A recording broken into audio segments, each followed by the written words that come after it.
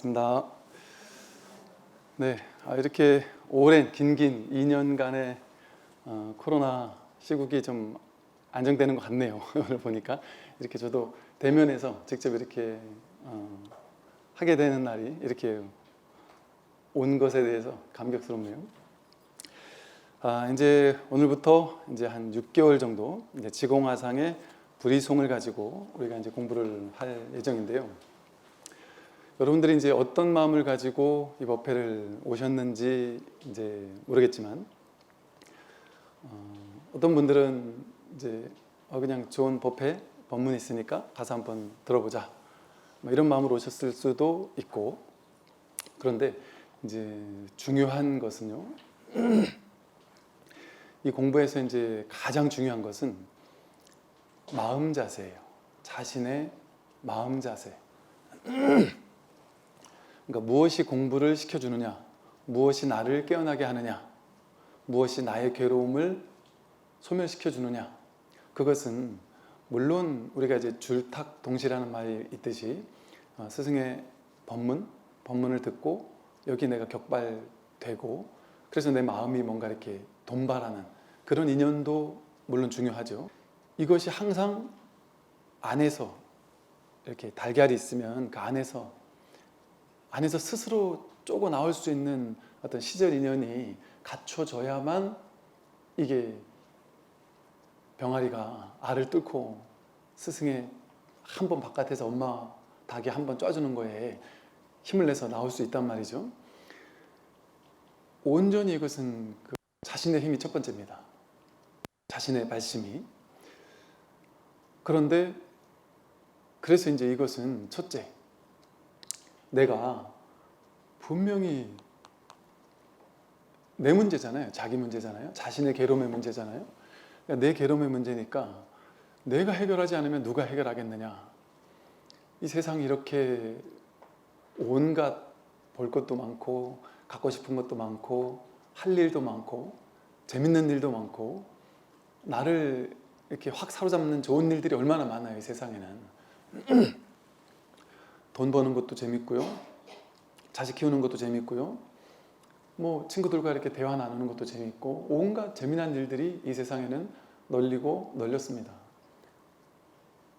막 육군을 잡아끄는 일들, 뭔가 화려한 볼거리, 들을거리, 먹을거리, 이런 것들이 너무 많은 시대란 말이죠. 그런데 이제 중요한 점은 거기에 내가 지금까지 이제 우리는 이 육군 경계에 끄달려가면서 지금까지 살아왔잖아요. 그런데 그것은 유한하단 말이죠. 언젠가는 끝나는 거단 말이죠. 반드시 끝날 때가 있다. 그래서 내가 아무리 즐거운 것도 지금 잠깐 즐겁지만 그 언젠가는 끝납니다. 젊음도 반드시 늙음으로 돌아가죠. 건강도 질병으로 돌아갑니다. 생명이라는, 살아있음이라는 것도 죽음으로 돌아가죠. 재행무상이라서 반드시 생자필멸, 태어났다 여기는 모든 것들은 멸하게 돼 있단 말이죠. 이 재미난 일들, 이 세상에 실제같이 느껴지는 이 재미난 일들, 그걸 쫓아가는 삶도 나름 재밌는 있을 거예요. 그런데 이제 그거를 하지 말라는 것이 아니라 그건 그거대로 하고 세상 돈도 벌고 자식 키우고 회사 일도 하고 가족도 돌보고 그럼 다 한단 말이죠. 재밌게 한단 말이죠. 근데 그건 하더라도 내 마음에서만은 내 인생에 그래도 현실이 이렇게 재미는 있지만 그래도 내 인생의 가장 중요한 핵심은 이 괴로움과 괴로움의 소멸.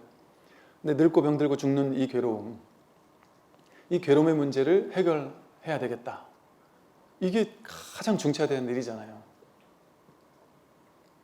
이게 중차대한다는 말을 할 수가 없을 정도로 이것뿐이죠. 우리 인생에서 제일 중요한 것은 사실은. 나머지는 오고 가는 거고 왔다 가는 거잖아요. 아무리 좋은 상황, 조건, 여건도 무너져요. 사라집니다. 근데 이 사실을 깨닫고 나면 늙고 병들고 죽지 않는단 말이에요. 늙고 병들고 죽는 일이 있는데도 불구하고 그런 일이 없단 말이에요. 그래서 이 공부는 그냥 이렇게 재미삼아 인문학 소양교육하면서 지식을 좀 취득해서 어떤 재미삼아 듣는 그런 강의는 아니에요. 그러나 이제 겉으로는 우리가 즐겁고 재밌게 법회도 오고 법당도 오고 뭐 도반들과 이야기도 나누고 뭐 다 좋단 말이죠. 그러나 마음 한 구석에는 뭔가 이렇게 좀 진지하게 내가 이 공부에 대한 어떤 간절한 발심, 그게 딱 뿌리내리고 있는 사람과 그거 없이 그냥 막 절에 다니니까 재밌고 도반들 만나는 것도 즐겁고 그러니까 온다, 그런 사람하고는 이제 달라요. 그래서 이 공부는 자신의 마음가짐, 발심, 이걸 그래서 마음 공부라고 해요. 마음 공부라서 마음가짐이 어떠냐, 이게 이제 공부의 처음이자 끝이에요. 제일 중요한 핵심입니다. 그래서 여러분들이 제가 설법을 하다 보면 맨날 뭐 직진심만 하는 것이 아니라 온갖 이야기를 다 한단 말이에요. 방편의 얘기도 하고 재밌는 얘기도 하고 시답잖은 농담도 하고 여러분들 졸만 하면 뭐 별 희한한 얘기도 하기도 한단 말이에요. 그러면 중요한 얘기 할 때는 내가 정신을 딱 차려서 들으면 되겠구나, 그런 게 아니에요. 그렇게 중요한 얘기, 중요하지 않은 얘기 이런 게 따로 있는 게 아닙니다. 언제 어떻게 내가 이 자신을 대면하게 될지 몰라요. 또 법문 듣다가 열심히 정신 차리고 법문 듣다가 그냥 끝나고 집에 가다가 친구들과 차 한잔 마시다가 언제 자기를 확인한 일이 벌어질지는 몰라요. 그래서 항상 우리가 이 마음 깊은 곳에서는 겉으로는 드러낼 필요는 없어요. 저희 그 은사스님 보신 도문 스님께서 항상 우리 일제시대 때 우리 민족 대표 중에 한 분이셨던 용성 스님 이야기를 항상 하시는데, 용성 스님께서 항상 하셨던 말씀이 수행자들이 수행자인 척하면서 티내면서 나는 구도자야 하는 어떤 수행자라는 상 내지 말고 수행은 자기 혼자 비밀스럽게 하는 거다. 미묘 엄밀하게 해야 한다. 자기 마음에서 공부하는 거지 겉으로 그 수행한다는 티 낼 필요 없다는 거죠. 그래서 여러분들이 뭔가 한 경계가 확 바뀌었다 할지라도 그때도 티 낼 필요가 없단 말이에요. 주변 사람들한테 내가 이 공부를 했느니 안 했느니 막 티 낼 필요도 없고, 또 너무 욕심을 내가지고 마음만 앞서서 항상 욕심이 앞서면은 이 공부는 잘못 갑니다. 누가 그래요. 이제 돈에 집착하는 사람이나 뭐 주식 같은 걸 하는 사람이 집착이 없는 사람은 그럭저럭 큰 손해 없이 하는데 과도하게 집착을 하게 되면 완전히 망할 길로 간다더라고요. 무슨 요즘에 난리 났다고 하는 코인이나 이런 것도 이게 실체가 없는 건데도 불구하고 누가 대박이 났다 하니까 과도한 욕심으로 과도하게 막 끌어가지고 하니까 잘못되잖아요. 이게 이 공부도 마찬가지예요. 과도한 욕심으로 내가 간절한 발심은 있어야 되는데, 간절한 발심을 여러분, 저 선방 다니는 스님들께서 30년, 50년 공부하는데도 이 자리를 확인하기가 어려울 수도 있잖아요. 그런데 많은 분들이 저한테 물어보세요. 스님, 도대체 왜 저는 안 됩니까? 왜 저는 내 마음자리 확인을 못 하나요?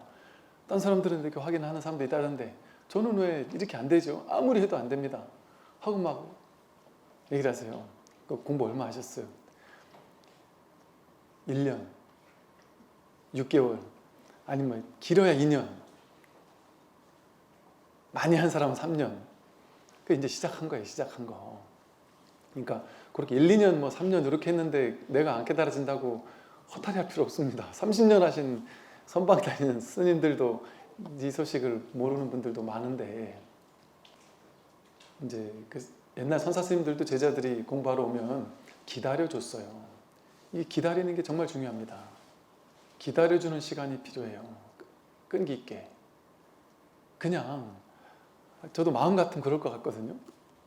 정말 약간 어거지로라도 막 들고 패서라도 어떻게든 한번 그냥 이거 한번 감옥에 하는 거는 사실은 그 쉬울 수도 있겠다 싶기도 해요.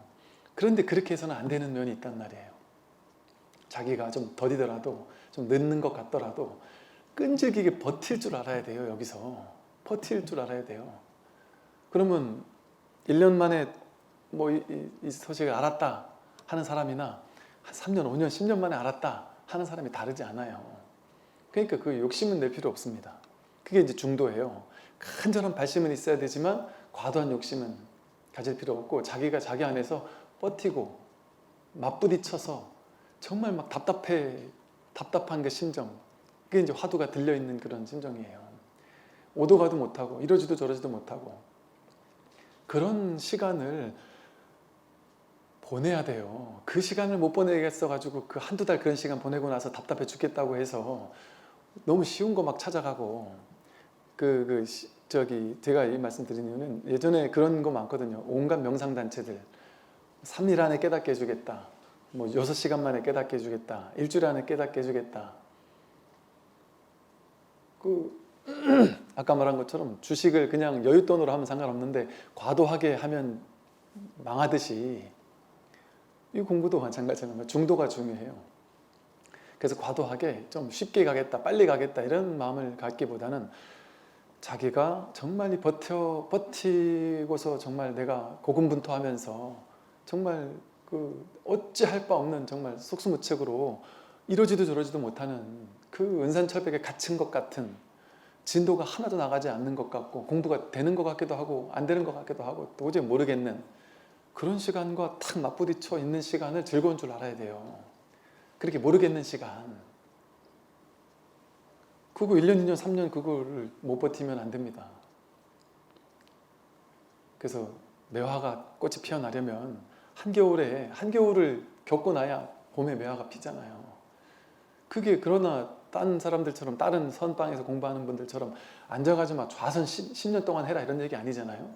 여러분한테 제가 뭐 좌선을 하라고 합니까? 연보를 하라고 합니까? 뭐 독경을 하라고 합니까? 뭐 갈고 닦으라고 합니까? 그냥 마음만, 너무나 지당한 얘기잖아요. 당연한 얘기잖아요. 왜? 자기의 괴로움을 자기가 해결해야 되지 않느냐 하는 얘기잖아요. 그러니까 내 괴로움은 내가 해결해야 되겠다.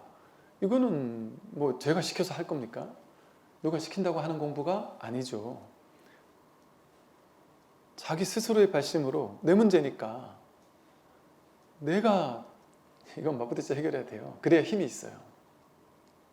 자기 힘을 가지고 뚫어내야 힘이 있단 말이죠. 그런 측면이 분명히 있습니다. 그래서 요즘 이제 한 1, 2년 지나고 나니까 이제 요즘에 자꾸 한 1년을 해도 안 돼요, 뭐 어쩌고 이런 사람이 많은데, 또 그분들 이제 저한테 뭐 메일도 보내고 하는 분들 보면은 옆에 도반은 이거 알아듣겠다고 하면 그렇게 질투가 나나 봐요. 그렇게 막 속상한가 봐요. 그게 이제 분심이라 그래서 좋은 쪽으로 보면 분심이에요. 대분심. 분하단 말이에요.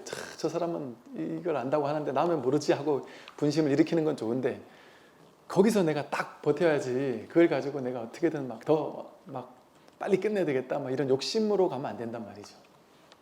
그래서 이 마음을, 그래서 이제 대분심, 또 대신심, 굳게 믿는 마음, 분명히 내가 하면 된다, 굳게 믿는 마음, 대신심, 또 대발심, 뭐 크게 내가 마음을 내서 반드시 이 공부는 내가 하고 말겠다 하는 발심, 이렇게 마음으로 하는 공부입니다. 그래서 마음만 딱 굳게 가지면 누구나 할 수 있다. 한 명도 예외가 아니고, 여기 계시는 분들 한 명도 빠지지 않고 전부 다 100% 가능하다. 무조건 가능하다. 왜 그러냐면, 여러분이 공부 열심히 해가지고 무슨 서울대 갈 만큼 머리가 똑똑해지는 게 가능할까요? 가능한 사람도 있지만 불가능한 사람도 많을 거예요.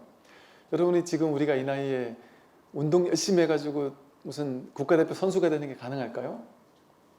운동 신경이 없으면 불가능할 거예요.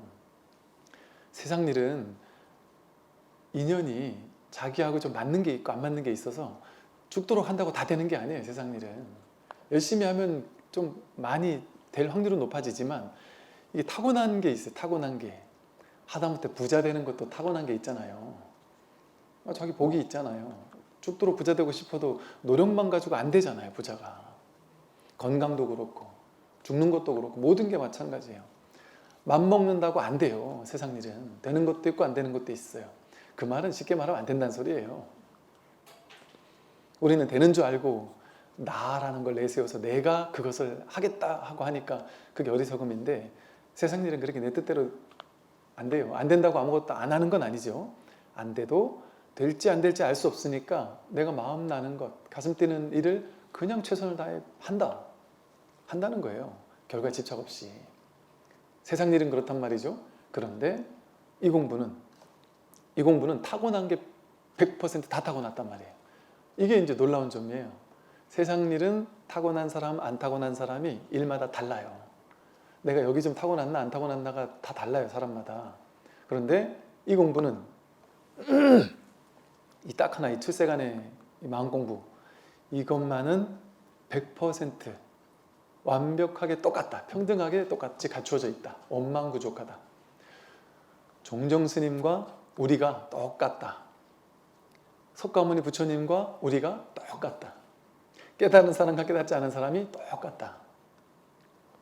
그러니까 본인이 깨달았다고 막 그 도인 흉내 내면서 사람들을 이게 제자와 스승 놀이를 즐겨하는 그런 스승은 제가 봤을 땐 도저히 이해할 수가 없어요. 그거는 삿된 스승일 확률이 높겠다라는 생각이 드는 이유가 이 자리를 확인하고 난다면 이거는 내세울 게 없는 거예요. 자랑할 게 없는 거예요. 모두가 100% 완전히 다 갖추고 쓰고 있는데 나만 가지고 있는 게 아닌데 오히려 허탈하죠. 내가 깨닫겠다 하고 아상, 에고가 영적인 공부를 해가지고 내가 좀 남들보다 나은 사람이 돼야지라는 마음으로 영적인 우월감을 가지고 공부하던 사람은 이 공부가 자신을 절망시켜요. 왜? 에고를 무너뜨리게 만드니까. 에고가 절망해요. 이게 그런 공부거든요. 그러나 내가 무너질 때, 내가 사라질 때, 아상이 타파될 때, 그때 진정한 자기와 만날 수 있습니다. 그리고 그 진정한 자기는 언제나 만나고 있어요. 만나고 있는 게 아니라 늘 이걸 써서 살고 있어요. 그래서 이것을 살림살이라고 불러요. 살림살이. 마음 살림살이 이러잖아요. 살림살이를 누구나 다 갖추고 있다 이런 표현을 쓴단 말이죠. 즉 밥 먹어야 되는데 밥 먹을 때 밥솥이 있고 밥그릇이 있고 숟가락이 있어야 살림을 해가지고 밥을 먹고 의식주를 하고 살잖아요. 내가 살려면 살림살이가 있어요. 그 가장 기본이 되는 거예요. 기본. 사는 데 있어서 기본이 되는 도구를 살림살이라 하잖아요. 우리가 사는 데 있어서 가장 기본이 되는 게 살림살이에요. 여러분들이 집에서 여기까지 걸어서 버스 타고 지하철 타고 차를 가지고 여기까지 오셨단 말이에요. 1층에 도착해서 버튼을 누르고 엘리베이터 버튼을 누르고 타고 올라와서 걸어와서 앉으셨단 말이에요. 뭐 가지고 했어요? 자기 살림살이 가지고 했단 말이에요. 자기 마음 가지고 했단 말이에요. 지금 제가 하는 말을 뭐 가지고 들어요? 자기 살림살이 가지고. 자기 살림살이가 있으니까, 우리가 모두 자기 마음 살림살이가 있으니까 그걸 가지고 보고 듣고 배고픈 줄 알고 배고픈 밥 먹고 싸고 졸리면 자고, 이게 자기 삶의 살림살이가 본래 갖추고 있고 그걸 지금까지 100% 쓰고 살아왔단 말이에요. 우리가 모두 다 완벽하게 갓난에게 응애응애 자기 살림살이 가지고, 타고난 살림살이 가지고 응애응애 하는 거예요. 그래서 본래 있던 거를 늘 갖추고 있는가, 늘 쓰고 있는가, 없던 것을 갑자기 만들어내는 공부가 아니에요. 이 공부는 본래 있던 거를 확인하는 공부예요. 그래서 이 자리를 확인하고 나면 애게게 이거라고? 이건 아무것도 아닌데? 이건 늘 쓰던 건데? 신기한 게 전혀 아닌데? 하고 오히려 실망이 된다라고 얘기하는 사람은 좀 믿을만 해요. 아, 저 사람 본 게 맞는 것 같구나. 그런데 막 그냥 자기 깨달았다 하면서 막 그냥 환희심이 막 나고 이러면 일단 좀 알겠으니까 시간 있다가 나중에 다시 보자 한단 말이죠. 그래서 이 공부 이제 오늘부터 이제 공부 시작하시는데 본인의 발심이 있으면 됩니다. 그래서 본인의 발심을 첫째는 중요하고요. 그래서 이제 내가 이거 하고 저거 하고 이 일하고 저 일하고 뭐 내가 뭐 할 거 다 하고 내가 나머지 할 일 다 하고 내가 일단 등록은 해놨으니까 시간 되면 가서 듣고 시간 안 되면 말고 막 그렇게 하셔도 상관은 없는데 이게 1번이라면 일단 이게 1번이라면 이게 제일 중요하겠죠. 그러니까 뭐 사실은 오고 안 오고를 제가 여러분이 여기 등록 다 했는데 안 오면 뭐가 상관이 있어요. 제 입장에서 오나 안 오나 상관없단 말이에요. 에어컨 값 좀 덜 나가겠네. 안 와도 상관없단 말이에요. 근데 이제 제가 오고 안 오고를 얘기하는 게 아니에요. 그만큼 내가 이 공부가 중요하냐 그걸 얘기를 하는 거예요. 그러니까 이 공부가 중요한 사람은 옛날에 스승 찾아서 어떻게 갔어요. 골망 짊어지고 산으로 들러 3개월 6개월씩 걸어서 그 스승을 찾아갔어야 된단 말이에요.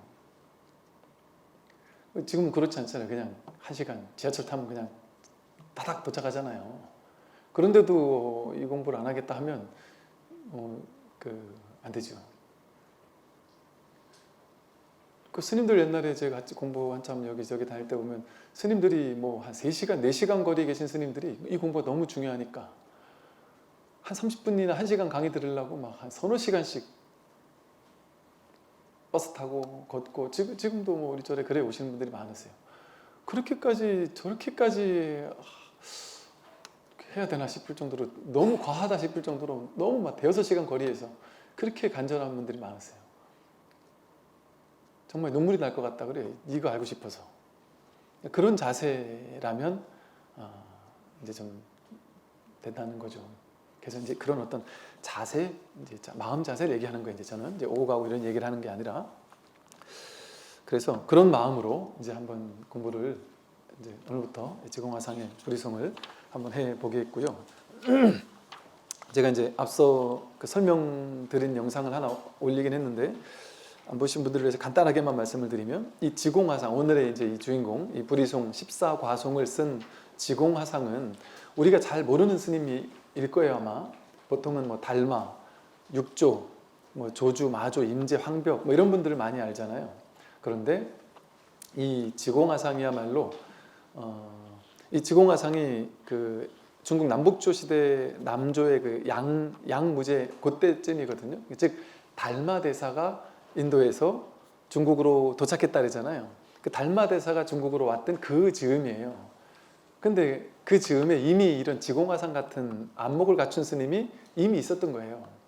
그러니까 이런 어떤 바탕, 토대가 있었으니까 이제 이런 토대 속에서, 그러니까 꼭 달마가 중국에 와가지고 그분이 뭐 법을 전하기 시작했기 때문에만 반드시 됐다 이렇게 볼 수가 없을 거예요.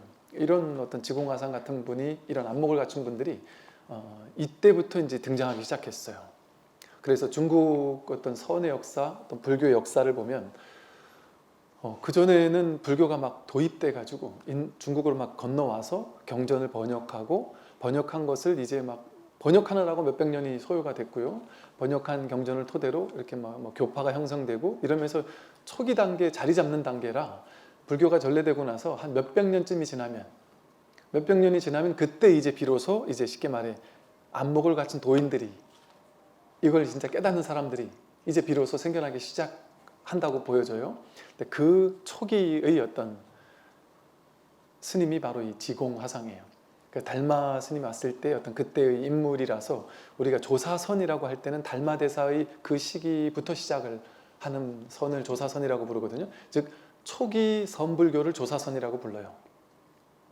근데 이 초기 선불교가 놀라운 점이, 인도는 아트만, 브라만교에서 말한 아트만, 내 안에 참나라는 어떤 고정된 알갱이 같은 어떤 실체가 내 안에 있다, 이렇게 주장했단 말이에요. 근데 그걸 깨뜨리면서 등장한 게 불교다 보니까, 인도 불교는 어떤 아트만이라든지 뭔 참나라든지 뭔가 뭐 열애장이라든지 뭔가 실체적인 불성이라든지 본래 면목이라든지 이런 참나 비슷한 뭔가를 내세우는 것을 아주 싫어했어요. 인도에서는 정서상, 인도 불교의 정서상.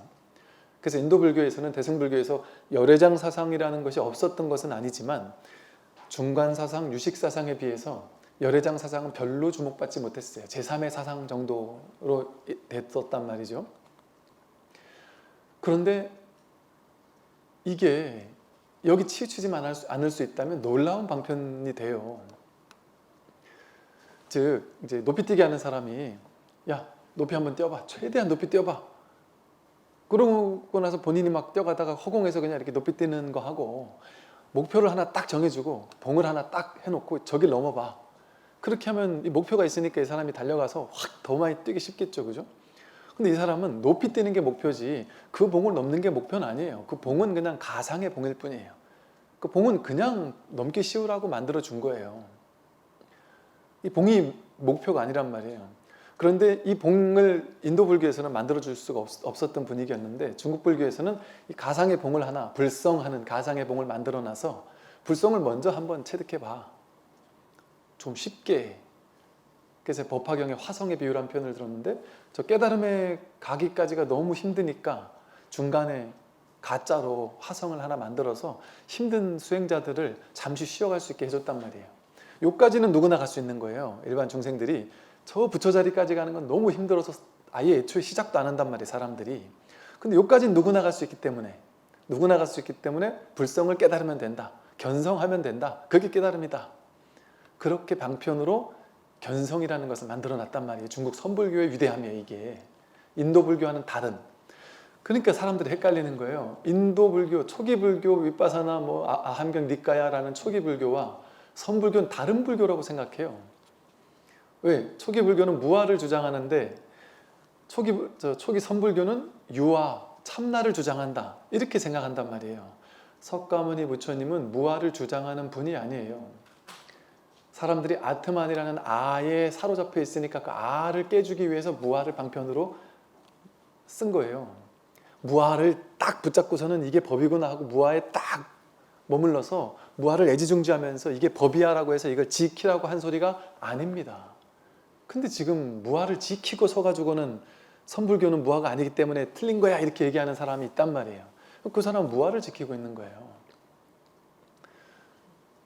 선불교는 그러면 유아를, 참나를, 불성을, 본래 면목을 지키고 있느냐? 선불교 본래 면목을 지키고 있지 않습니다. 시부도의 10가지 단계 중에 중간에 소를 찾고 소를 키우다가 소가 사라지잖아요.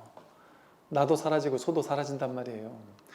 소가 필요 없었던 거란 말이에요, 애초부터. 그런데 소라는 중간 단계를 하나 만들어 놔서 소를 확인하는 건 쉽단 말이죠. 자기가 늘 쓰고 있는 본래 면목, 본래 자기 살림살이니까.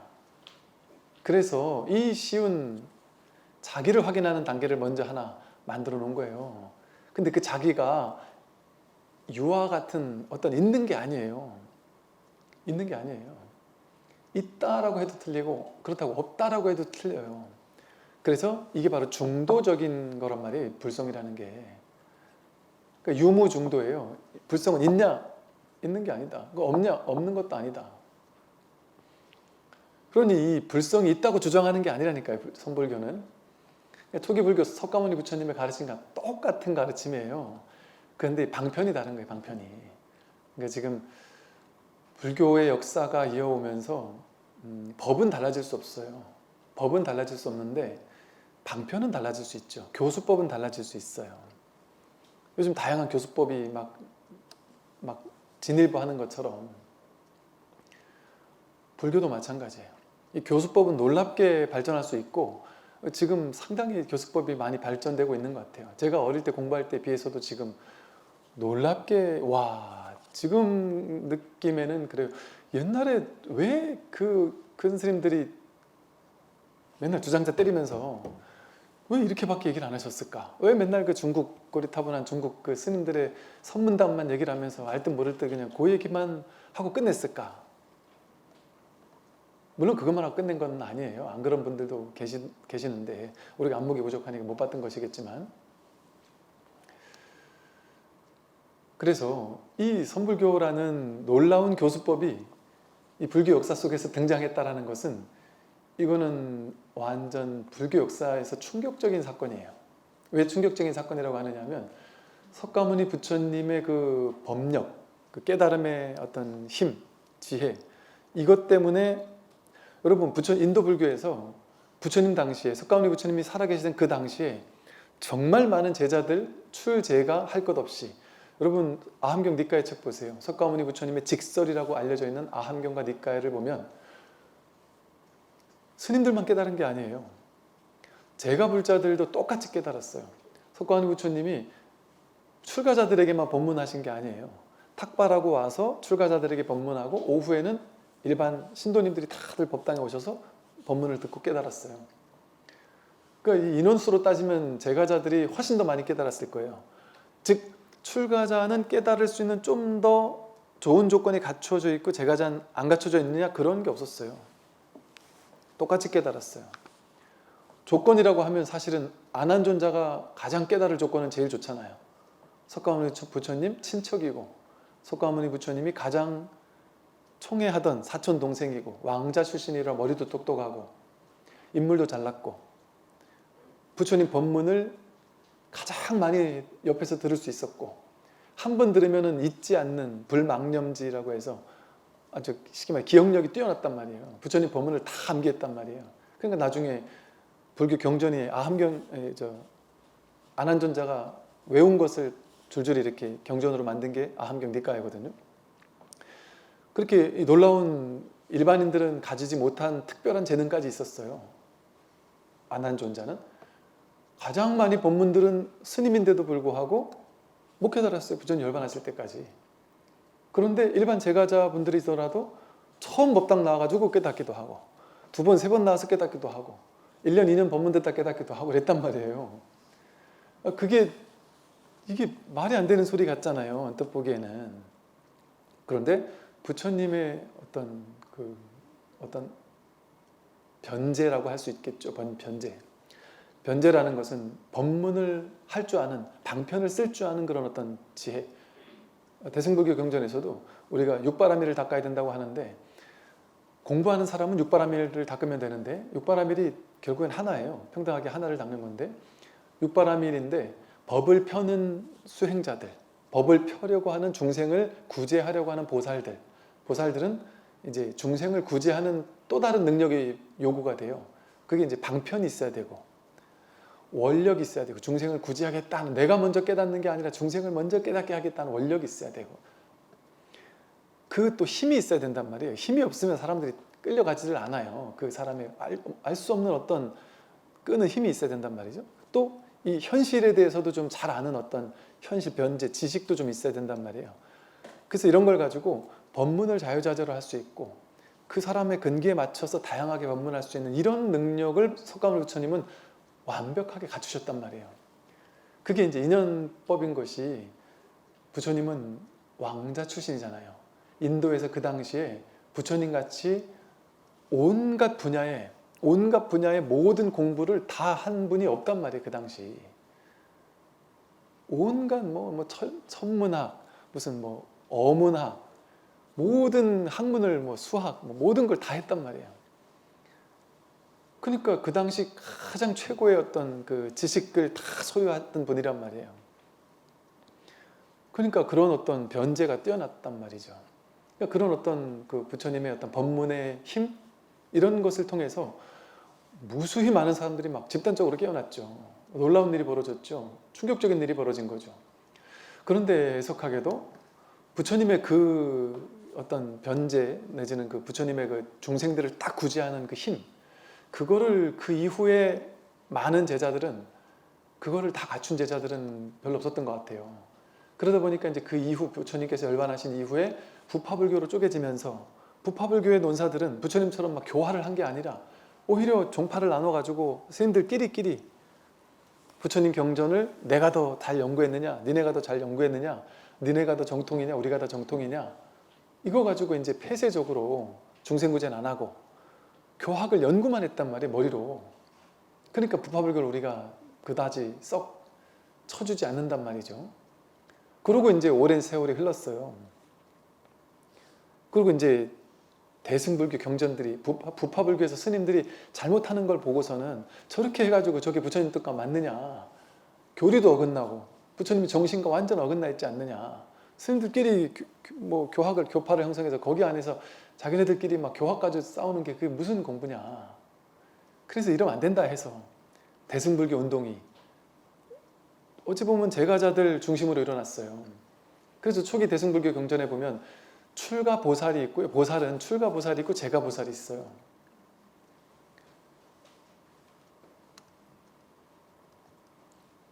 문수보살, 지장보살 이런 분들은 출가보살이고, 관세음보살, 또 미륵보살 같은 경우는 출가 제가가 좀 왔다 갔다 하는 분이시고, 이게 출과 제가 누구나 평등하게 보살이 된단 말이죠.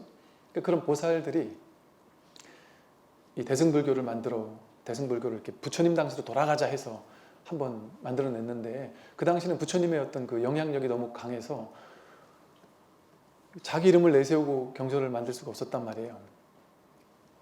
근데 이제 그렇게 오랜 세월이 흐르다가 이제 인도에서 이 지공화상을 필두로, 달마 스님을 필두로 해서 이제 제2의 붓다라고 할 만한 놀라운 어떤 법을 지니고 어떤 덕화를 지닌, 복과 지혜를 함께 구족하신, 그리고 이 지공화상 같이, 지공화상이 그랬다리거든요.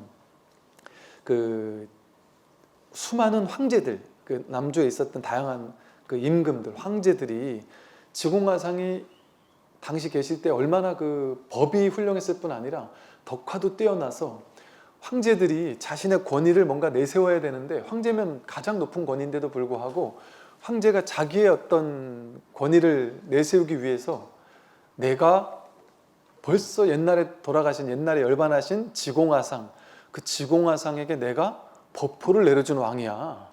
나 이 정도의 왕이야. 지공화상도 나에게 법포를 받으셨다니까?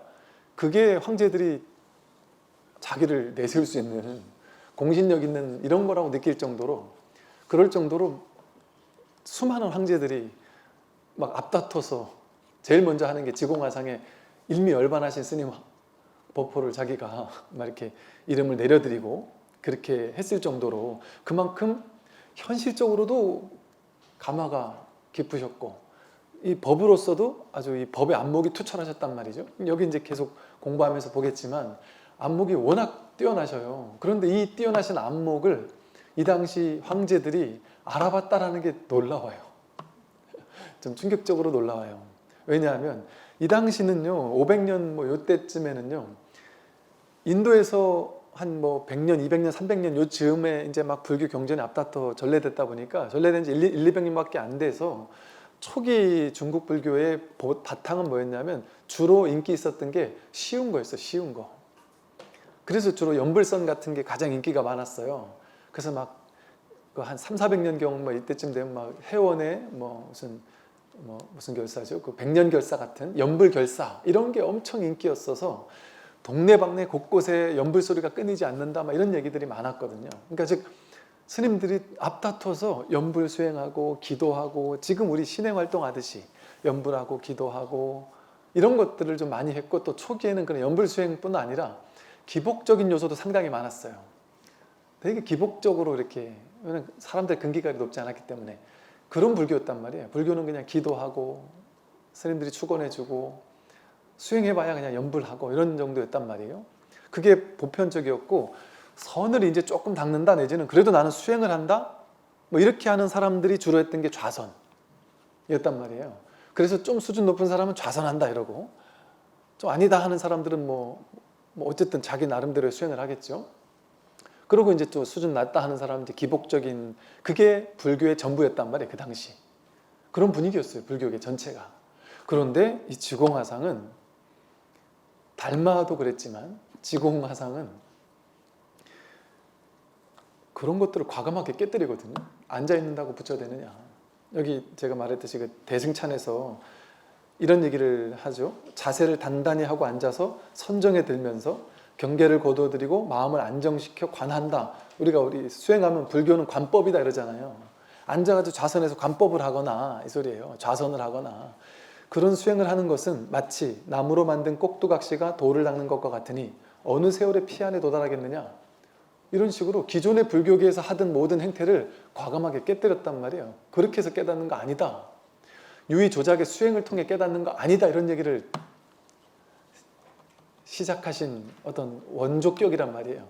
그 이후에 이제 육조 스님, 마조, 황벽 이런 스님들은 아주 그냥 참선하는 사람들 막 그냥 옆에서 벽돌을 갈고 그러듯이, 그리고 잠자는 임재에게 황벽이 잠자고 있는데 막 저 열심히 정진하고 있는데 앉아서 좌선하는 스님한테는 너는 지금 게으르게 뭐 하고 놀고 먹고 뭐 하고 있는 짓이냐, 참선하는 스님한테. 임재는 누워서 잠자고 있는데 쿨쿨 자고 있는데 저렇게 임재는 열심히 정진하고 있지 않느냐, 이렇게 얘기를 했단 말이에요. 이게 놀라운 파격이에요. 선은 이렇게 격식을 깨뜨리면서 등장을 해요. 그래서 이것을 받아들일 수 있는 사람만 이 법문을 들어요. 이걸 못 받아듣는 사람은 이 법문 못 들어요. 지금도 마찬가지예요. 이 당시도 어땠겠어요? 아무나 이 법문을 못 들어요. 말이 안 되잖아요. 상식적으로 이해가 안 되잖아요. 왜? 우리의 머리는, 상식이라는 것은 인과 원인을 갈고 닦아서 결과를 얻는다, 인과법에만 제한돼 있거든요. 운동 열심히 해야 운동을 잘하죠. 공부 열심히 해야 공부를 잘하잖아요. 다 인과잖아요. 근데 이거는 인과인데 인과가 아니고, 인과가 아닌데 또 인과예요. 인과에 저촉되지 않는단 말이에요. 즉 인과라고 하려니 열심히 갈고 닦은 결과로 깨달아야 되는데, 이건 본래 있는 거란 말이에요. 본래 있는 거. 그런데 그렇다고 완전히 인과가 아니라고 하려니 이렇게 법문을 듣고 발심을 하고 뭔가 열심히 하려는 마음을 내서 법회도 오고 이래야만 또 어쨌든 그 인연이, 시절 인연이 탁 맞아 떨어지잖아요. 그런 걸 보면 또 인과가 아니라고도 할 수 없어요. 그런 인과니 인과가 아니니 이런 거에 이렇게 걸려서 이것을 해석할 수 있는, 분별로 이걸 어떻게 할 수 있는 공부가 아니란 말이에요. 근데 이 세속에서는 인과 딱 이것만을 아니까 이렇게 비인비과 같은, 수행한다고 깨닫는 거 아니다 이런 얘기를 하면 좀 미친놈이다 이렇게 얘기하기가 딱 좋단 말이죠. 왜? 우리는 여태까지 그것만 알아왔으니까. 실제 여러분 독각 홀로 깨닫는 게 옛날부터 있었죠. 독각이라고 해서. 지금 서양에서 유명한 깨달았다는 사람들은 주로 독각이에요. 처음에 견성, 자기 성품을 확인할 때까지는 독각으로 혼자 깨달았는데 그 이후는 혼자 안 돼요. 이거는 거의 철칙과 비슷해요. 그래서 혼자 깨달은 서양의 독각들이 이후 공부, 자기 보임을 선어로 경전에서 다 도움을 받았다라고 얘기를 하고 있어요.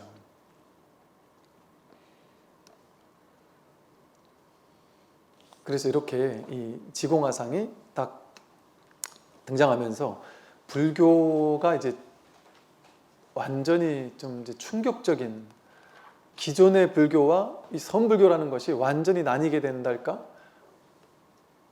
이게 불교 맞아? 이게 도대체 뭐지? 뭐 충격적인 불교가 등장을 한 거예요.